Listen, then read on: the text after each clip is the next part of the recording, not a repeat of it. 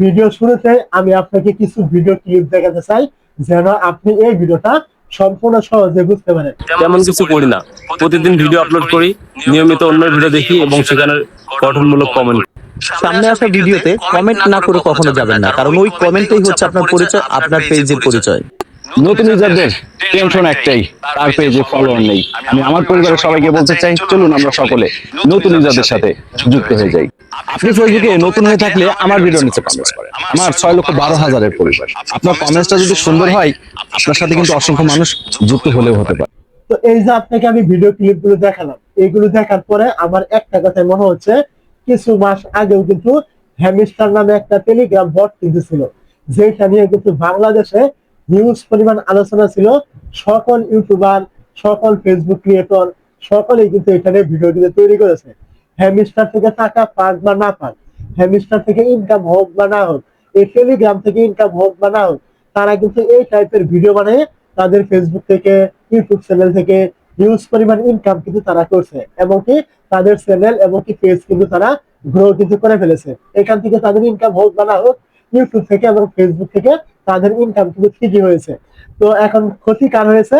যারা এইসবের পিছনে ছুটেছে, তাদের ভিডিও যারা দেখেছে, শেষমেশ কিন্তু ক্ষতি কিন্তু তাদেরই হয়েছে। তাদের কিন্তু সময় নষ্ট হয়েছে, তাদের মন মানসিকতা নষ্ট হয়েছে, এসব সমস্যা কিন্তু তাদের হয়েছে যারা তাদের কথা মতো এই কাজগুলো করছে। লাভ কিন্তু তাদেরই হয়েছে যারা এইসব কিছু শিখিয়েছে বা ভিডিও তারা তৈরি করেছে। তো ঠিক তেমনই এই যে আপনি ভিডিও ক্লিপগুলো দেখতে পেলেন, এইগুলো দেখার পরে আমার ওই কথাগুলি মনে হচ্ছে। আজকে আপনি যে তাদের কথা শুনে তাদের ভিডিওতে লাইক করছেন, কমেন্ট করছেন, ভিডিও শেয়ার করছেন, তারা যে বলছে আপনি কমেন্ট করলে, কমেন্ট রিপ্লাই দিলে, তারপরে আপনি লাইক করলে আপনার ভিডিওগুলি ভাইরাল হবে, আপনার পেজে বা আইডিতে ফলোয়ার আসবে, এই যে তাদের কথা মতো শুনে তাদেরকে আপনি এগুলো করছেন, দিন শেষে কিন্তু লাভ কিন্তু তাদেরই হবে, আপনার কিন্তু কোনো কিছু হবে না।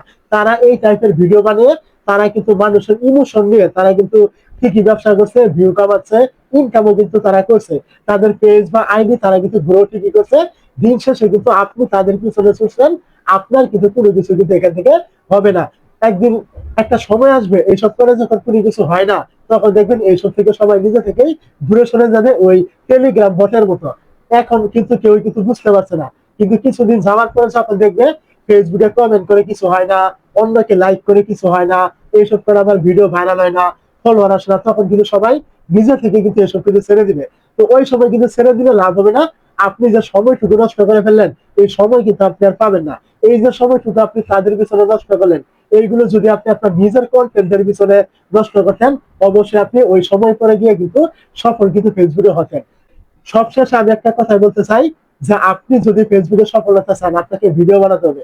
এখন আপনি তাদের মতো ভিডিও বানান যারা এই টাইপের ভিডিও করছে, যে লাইক করুন, কমেন্ট করুন, শেয়ার করুন, হয় আপনাকে ওই টাইপের ভিডিও তৈরি করতে হবে, না হয় আপনি আপনার নিজের মতো করে কাজ করতে হবে। ভিডিও আপনাকে বানাতে হবে ফেসবুকে যদি আপনি সফল হতে চান, এর থেকে বড় সত্য কিন্তু আর নেই।